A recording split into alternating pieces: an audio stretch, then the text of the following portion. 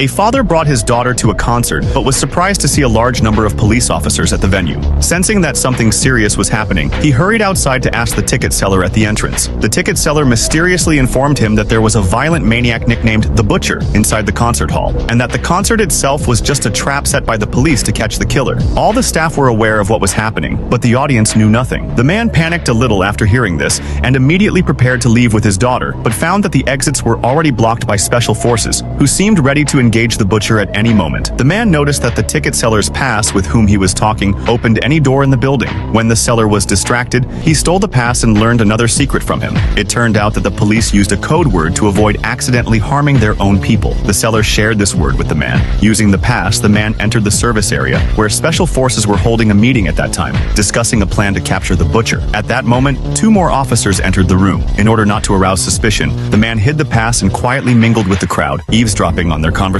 When he left, he took a radio with him to track the special forces' actions. Returning to the concert hall, he heard important information. The Butcher had a tattoo of a small animal on his right arm, so he took the nearest measuring tape and wrapped it around his arm to hide the mark. He lied to his daughter, saying he had forgotten something outside, but in fact, he was looking for a way to escape. Following the crowd, he went up to the 3rd floor and saw many visitors in the kitchen, where oil was boiling in the sink. Waiting for the waiters to be distracted, he turned the stove to maximum power and threw 2 bottles of alcohol into the oil. An explosion followed by screams. Taking advantage of the panic, the man stole a scarf and headed for the roof. However, special forces were also on duty there. Fortunately, he said the code word and avoided suspicion. By this time, the concert was coming to an end, and the man noticed the singer's manager. He lied, saying that his daughter was seriously ill and that her last wish was to meet the singer. The manager immediately agreed to help and used his connections to get them backstage. When the singer learned about the situation, she came to meet him. The man seized the moment and asked to speak to her alone. The singer took him to her dressing room. Then the man took out his phone and showed her a video broadcast. He said that if he pressed the button, the man on the screen would die of carbon monoxide poisoning.